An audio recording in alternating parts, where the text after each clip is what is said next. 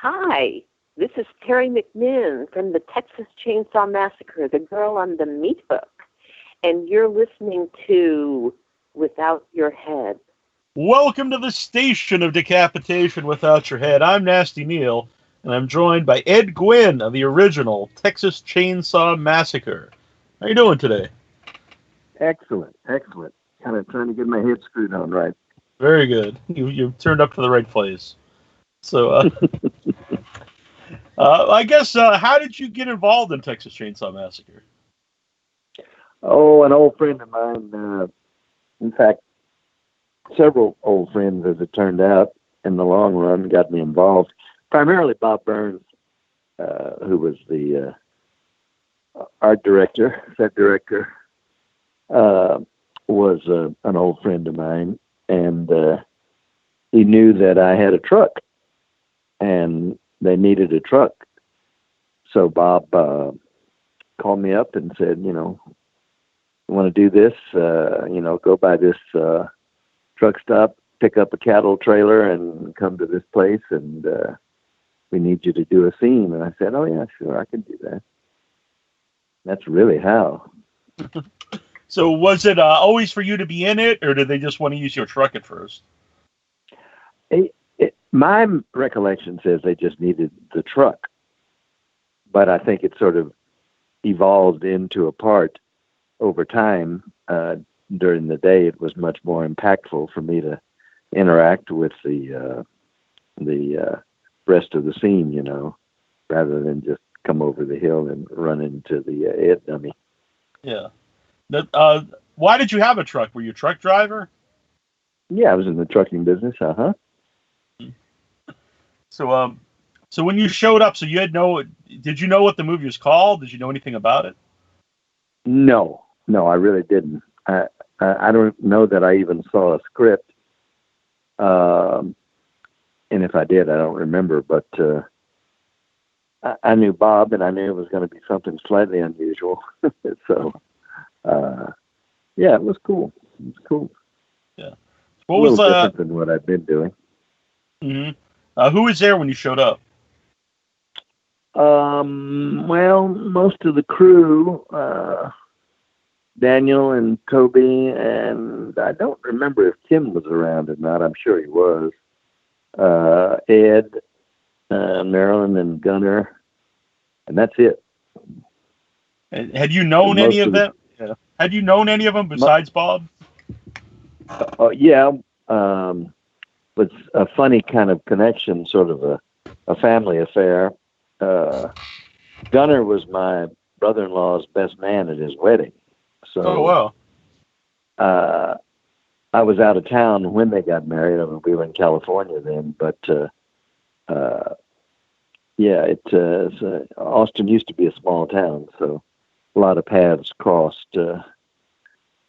And didn't know Tobe or Kim, and nor Ed or Marilyn either. Just Gunnar and Bob basically were the people I knew. Mm-hmm. What was Tobe like to work with? Yeah, just sort of like a director, sort of a pain in the butt, Uh-huh. Take it again. How many takes did? How many? Yeah. Yeah, not somebody I'm sure would be fun to hang around with when he wasn't working, or maybe not. I don't really know, but while shooting, he was not that engaging. Right. How many takes did each? Well, how many separate scenes is there really that you're in? Well, pretty much coming over the hill in the truck and hitting the dummy, then doing a double take back to see Marilyn running towards me, towards the truck, and jumping out, interacting with her. It was all essentially one scene with multiple takes. Mm-hmm. We started out with me, Marilyn, running down the road towards the camera away from Gunnar. But that particular take seemed to go on forever because it was so hot and the surface of the road was so rough. I kept slowly cheating to my left as far as I could to get into the shoulder where it wasn't, hot asphalt, because I didn't have on, thick shoes or padded shoes or anything. It was just way more comfortable. And we seemed to do that for an hour or more, just running. Mm-hmm. Marilyn was real good at running and yelling. Yeah. Honestly, I think that, people use the term Scream Queen. I think that's overused, but I think for her, like her performance in the whole movie, it really sells, the terror of everything that's going on. You really believe, that she's being terrified. Oh, yeah. And, that didn't bother her at all. I talked to her several times and have heard people, talking to her about her screaming. And she said, it was nothing in terms of stress. Her voice didn't change. Nothing was damaged, but it just hit a pitch that worked for her. And boy, she worked it. Mm-hmm. And what about you said you knew kind of Gunnar Hansen before, but what was he like to work with as Leatherface? Oh, it was great. His because he and Burns and myself were kind of aware of each other. I was frankly surprised. I didn't know that Gunnar was in it when I got there, and it was kind of hot, sweaty work, and everybody got after it. And he's a good guy. He was a great guy, and quite a strong character in that role. Sweetheart, of course, as a regular person, but the role was pretty powerful. I wanted to hit him. Were you there for when they do the scene where the chainsaw lands on his leg? Yeah. Oh, yeah. You betcha. That was when I hit him. Yeah. He fell down and dropped the saw on his leg, as it were.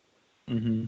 The story is like they really dropped the chainsaw, that they put like a metal thing under it. So when you're there watching that, what's like kind of going through your head? This guy's got a chainsaw on his leg. Well, I knew it was a prop and set up, with a piece of beef laying on top of a metal plate. Mm-hmm.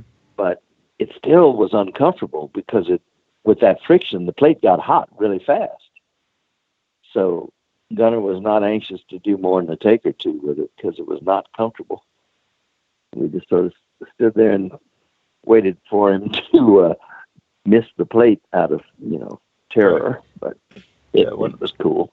Yeah. When I talked to Gunnar, he said he didn't think of it at the time, but they decided to film that last just in case something did go wrong and it did cut his leg. They at least had the rest of the movie filmed.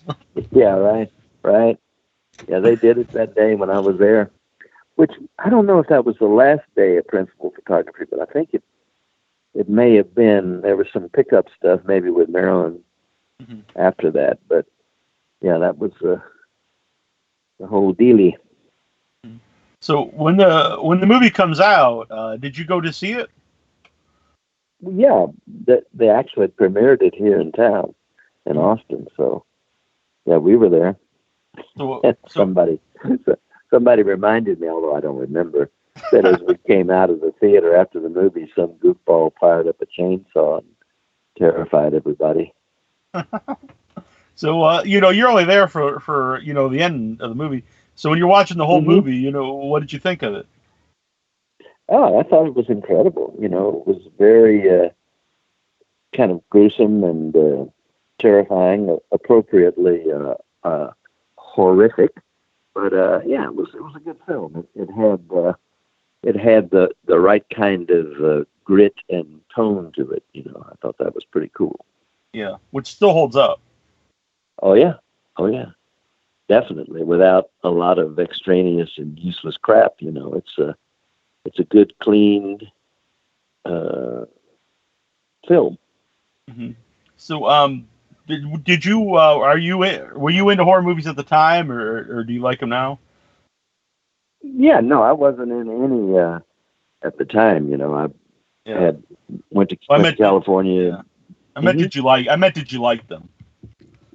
Yeah, sure. When I was a kid, I anytime I could, I'd go see what passed for horror films, and that day, stuff like The Blob and, kind of funny 50s sci-fi stuff. What else did I see? The Murder in the Rue Morgue, some of Vincent Price's stuff, and I liked it. Yeah, it was good. When did you realize that Texas Chainsaw Massacre, was a big deal? Not for a very long time, we shot it, and then I got my check and pretty much forgot about it, right? Mm-hmm. But I guess it was probably 10, 15 years after. We shot it in 74, so yeah, maybe late 80s. Bob and I were doing stuff. Bob did a little film that I scored for him, and I did some bit parts in a little short that he did. And he told me about all this activity that was going on around the film. I knew nothing, not being sort of in the business, and I wasn't pursuing film work per se. Mm-hmm. I didn't really know anything about its popularity, but Bob, I think, had already done The Hills Have Eyes by then and was back in Austin, and he told me it was, huge, and the typical story of, huge and everybody got screwed kind of thing, which right. Is kind of par for the course of film in general. If you hit a bad business relationship, anyway. It doesn't sound like that affected you too much. Obviously, it affected some of the other people in the movie, especially if you have a big part in the movie, and it's like an iconic horror movie that everyone has seen and made all this money, and not to make much from it, you'd have to have your hard feelings about it, I would think. But how did that affect you? It didn't. I had a little more experience with show business, I think, than a lot of those guys, and I wasn't interested in getting my money on the come. I wanted to be paid for the time that I spent there and have them write me a check, and I walked away fat and happy with a good pay for my efforts. Because I've been in the music business for, probably 10 years by then, and I'm 5 to 7 years older than just about everybody else that was in the film, with the exception of the cook. Drawing a blank. The cook. What's his name? Who I never met. Cedo. Yeah, Tom Cedo. Yeah, but so I just wasn't buying it, Jim, as it were. Jim Cedo. There you go. Yeah.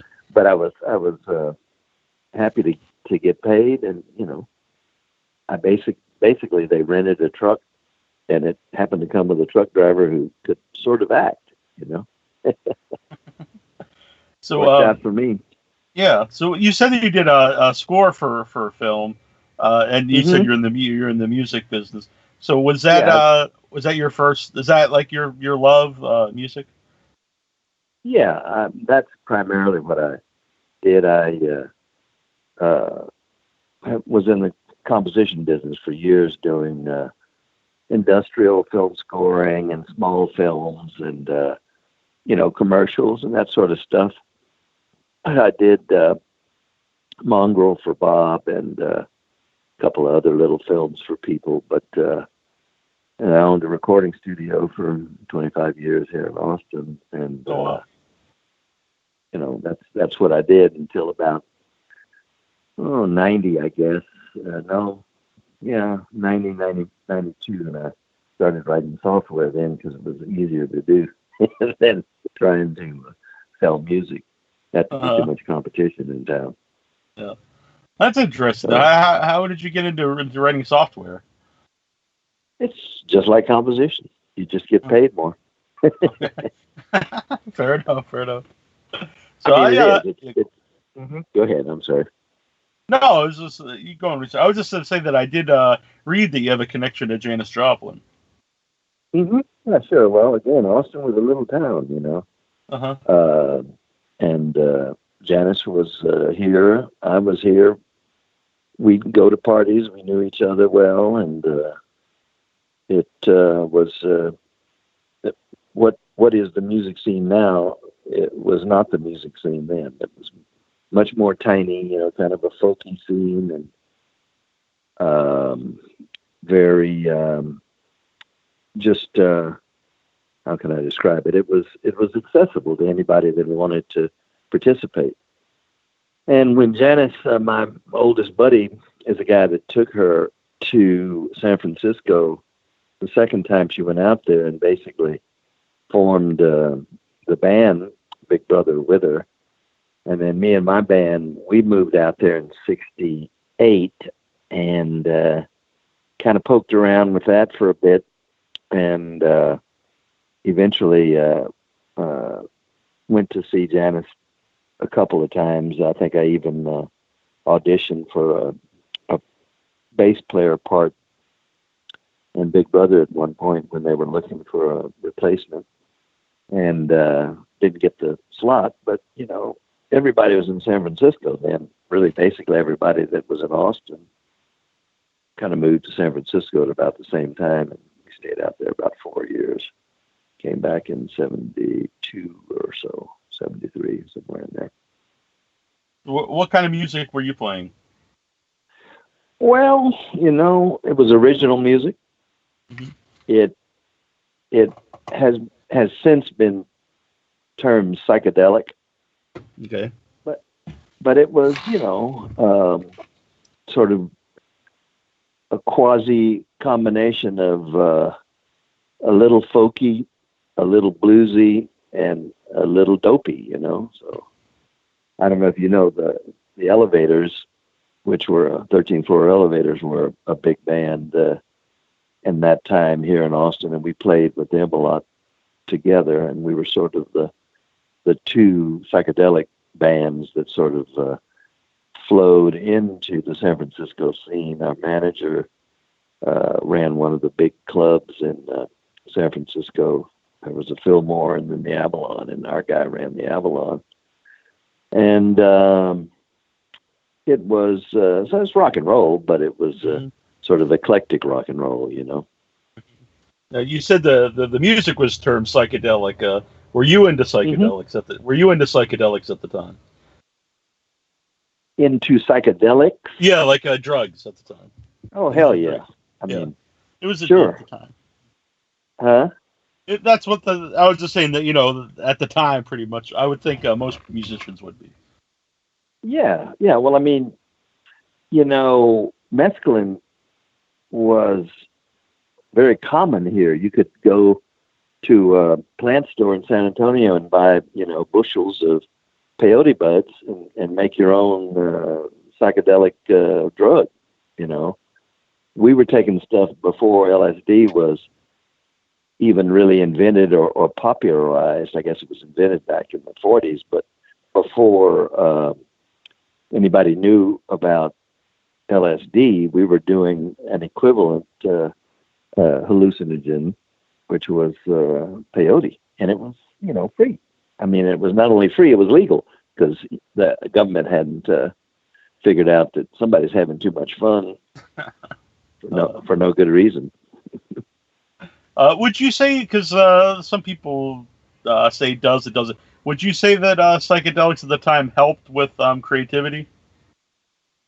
Oh, I don't know about that. I think it help is a fair word. I suppose you could say it helped.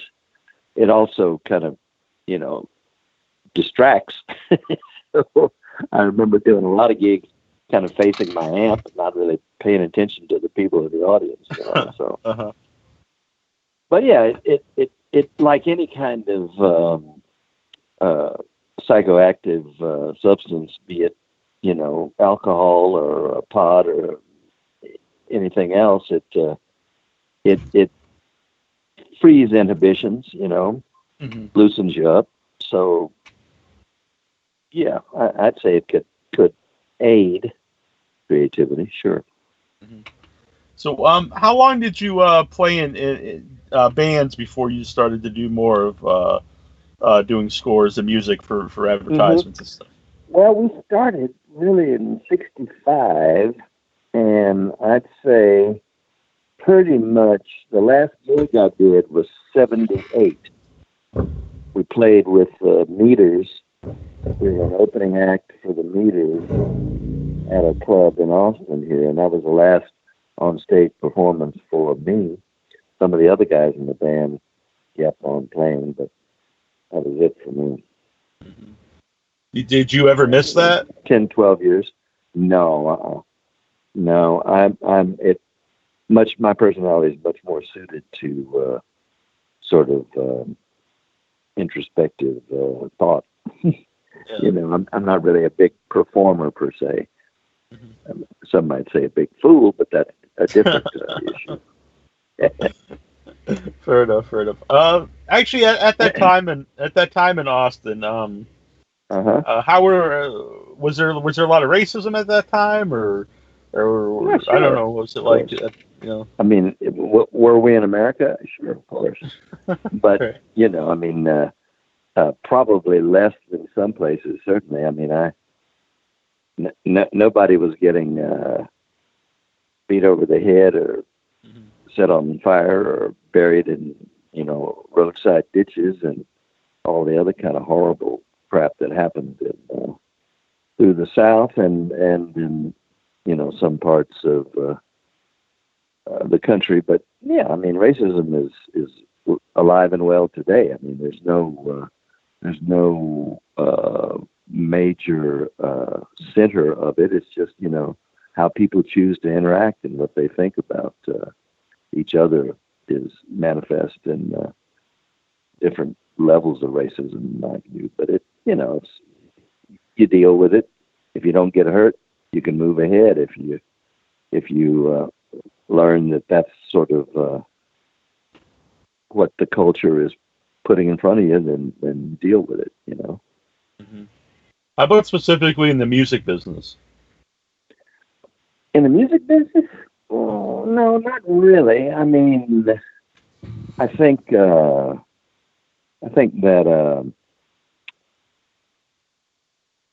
musicians kind of get a pass from a lot of things because there's a certain, I don't know how to put it, simply put, no, I didn't feel like I was denied a chance to perform or play because of some racist structure. I mean, basically, people that are drawn to creative endeavors don't typically come with attitudes that are exclusionary or closed-minded. You know, it's much more likely to be the case, you know, on the line in Detroit as to whether you get, you know, promoted if you did a good job or you don't, you know, because somebody else is, you know, a different race or something, you know. But in art, I don't think there's much room for it or much appetite for it. But, you know, somebody else might say otherwise. You know, I don't know. Sure. You can always speak for yourself. So later on, after Texas Chainsaw Massacre, you have a cameo in part 2 in the chili cook-off. Yeah. So how did that come about? I have no idea. Truth be told, I have no idea. It took my manager to point it out to me. I didn't even remember. You just thought it was a chili. You thought you were really a judge in a chili cook-off. Yeah, right. No, I wasn't quite that out of it. I didn't remember it. Yeah. And I was telling Tim about it, you know, a couple 3 years ago, and he didn't remember me being in it. And I'm pretty sure it was him that asked me to be in it. I know it wasn't Tobe, but it could have been somebody acting for one of them. But the point is, they didn't remember. I didn't remember. and Sal just happened to see me one day watching a thing, and he called me and asked me, was I in it? I said, no, I don't think so. No. So funny, yeah. That's pretty cameos are us, I guess. I like it. So, did you keep in touch with any of the other actors after you did Texas Chainsaw Massacre? No, not at all. Not at all. I saw Ed around town over the years because he had a little storefront and was selling posters and stuff. And it was near my studio, just down the street from my studio. And I'd see him occasionally just walking by. I'd walk by his place. But Gunnar, was pretty much, he wasn't here that much. He moved. Mm-hmm. And I didn't know Marilyn or Terry at all, except I knew Marilyn in the film, but I didn't know Terry. And I really didn't have any interaction with any of the people until I started doing the conventions, mm-hmm. and that was after another cameo in Butcher Boys or whatever it's called now. That Dwayne I did for Dwayne and Justin. Oh God, I'm getting their names wrong. Dwayne Graves and Justin Meeks. There you go.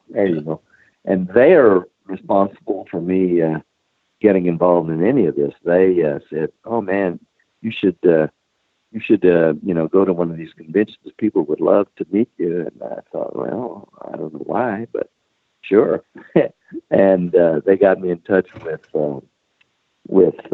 Lloyd at Texas Frightmare Weekend, and I went up there and did that show. There was the first one I did, and I was just stunned at the enthusiasm and interest in people from all over the world interested in talking, and it was quite exciting. And that was really when I saw again for the first time in 20 or 30 years Gunnar and Ed. Mm-hmm. They were both there at that show. So going into that, did you have like a certain mindset, like, what are horror movie fans going to be like, and was it different than you expected? No, I didn't. Again, just because I have a history with sort of that dynamic between personality and fan. I understand how that works. So I had no presumptions about how they'd be or what they'd be. But what I was astounded by was how nice, engaging, interested, enthusiastic, friendly, just really welcoming they were to a man. I thought everybody was really cool, and that didn't surprise me as much as it pleased me that there were so many people. I mean, there were guys there that came from Germany and England, Japan. It's just astounded me just to sort of meet the folks that were there, and I was among them. Yeah, just myself, not that I've been in a movie or anything, but 2011 or 2012, I started doing the conventions, and mm-hmm. I was very maybe not even surprised right word either, but it's very cool that there's all different kinds of horror movie fans. Some you would just tell by looking at them they'd be a horror movie fan, mm-hmm. And some, mm-hmm. but everyone all has a common love, and like you said, welcoming. Everyone is very accepting of everybody in the horror community. Yeah, and that's what I really liked about the conventions. Yeah, very cool. Yeah. So you're going to go to Frightmare next week? Yeah, I'll be there. This will be my third one. 2 years ago, I got sick, so I couldn't go to that one. But yeah, mm-hmm. I'll be there. And I like to go. I like to go to Texas, and I like to eat some good barbecue and stuff around there. What were you gonna say? Sorry. So what do you do there? Just go as a fan, or will you have a business presence, or what? Well, some conventions I have a booth. I won't at that one, but I will be going around doing. I will be doing interviews and covering the event with videos and whatnot. Cool. So, yeah. Hopefully, I'm sure I'll meet you there. I know you'll be with the STX Media guys. Mm-hmm. So how did you? Yeah, do you know? Actually, do you know of any good? I know you're in Austin, but do you know of any good barbecue in the Dallas area? In a word, no. I'm a terrible barbecue snub. I don't know. I'm sure there's some good ones there. Sure. There used to be a place called Sonny Bryant's, which was very popular in Dallas, and I think it was pretty good as places go. But really, I mean, Central Texas is where I think the really good ones are, and they are a number of little towns that have that tradition set up in Lockhart and Luling and Elgin and Lexington. There are a bunch of places around Austin now. Of course, there's 2 or 3 places in Austin. But yeah, man, I don't know. I can do a little research for you, though. I love to have a man eat good barbecue. Yeah, and I'd love to eat some. So Are you staying in that? Are you staying in the same place that we all are? I normally do, but I was a little late getting the cause sold out. So I'm staying in a nearby hotel though, with a friend of mine. So, I just asked because you need mobility in that big an area. Yeah. You gotta. Yeah, he's got a car with him. Yeah, that's the thing with Texas. I remember the first time we went, we were like, "Oh, we're going to go to all the Texas Chainsaw Massacre locations," and then you look them up. It's like, well, it's 4 hours this way. And then, that's right. Like, well, I guess that's right. Fine. Yeah. It's not. I live in Massachusetts, so if something's in Massachusetts, oh, is that where you are? Yeah, so it's not that far. Yeah, I'm on the Cape. Where in Massachusetts? Cape Cod. Cape Cod. Oh yeah, sure. Yeah. Oddly enough, I spent a lot of time with Gunnar at a convention once because we're both from this area, and we roast. And there was a storm, and so both our flights were delayed for hours. So eventually, it was the Monday after the convention. So eventually, we're the only 2 people there, and he's very nice. He brought me Chinese food, and we talked for a long time. And I always say Cape Cod because I'm in a little town called Sandwich, and I normally don't say that because no one has ever heard of Sandwich. But he knew where it was, sure. And he used to work on like a boat, like a fishing boat that would come into Sandwich in the canal, and I was like, wow, it's really weird coincidence. Yeah. Well, he kind of, although he didn't talk about it that much, he definitely identified with his Viking ancestry, and the ocean and fishing and being on the sea was a big part of his ethos, of his persona, Mm-hmm. Yeah. He talked a lot about being on the boats, and I think it was till later when his knees get kind of, because a lot of the big guys, their knees get bad, and then he couldn't eat as much. You'll see me limping around when we meet. Well, sorry about that. Yeah, well, as they say in the business, shit happens. I do want to mention that I said it briefly, but you will be with the STX Media guys at Texas Frightmare next week. You betcha. Booth 162, table 162, something like that. Yeah, and your movie is going to Deviant Behavior is going to play midnight on Friday. Yep. I play a sour, kind of grubby denizen of the back alleys who has a little bit of, may have a little bit of information about the mystery of the movie. So it's a good part, I thought. Sal and Jacob did me well. Mm-hmm. Short, but it worked. I'm looking forward within my acting skills. So actually, how did you get in contact with those guys, or how did they get in contact with you? Really helped me out, taking care of me, and I know, we did a show in Corpus, and they invited me to the show in Corpus, and we talked about working together there, and it was I wouldn't say a terribly successful convention, It was primarily cosplay thing with a little bit of horror thrown in, and so we had a lot of time to sort of talk and get to know each other, and that's sort of where we started working together. It's quite a few years ago now, but yeah, he's really been helpful. He and Jacob have gotten me sort of focused and in some good spots. So we're having fun so far. Well, I look forward to meeting you, and I hope everyone comes out and does the same. I think it'll be good. Yeah, I look forward to it. It's a return to the first one I ever did, so I'm very excited about that, and I think it's a really well produced and well attended show, and party down. Very good. Well, I'll see you there, and thank you for doing this. It's been a pleasure to talk with you.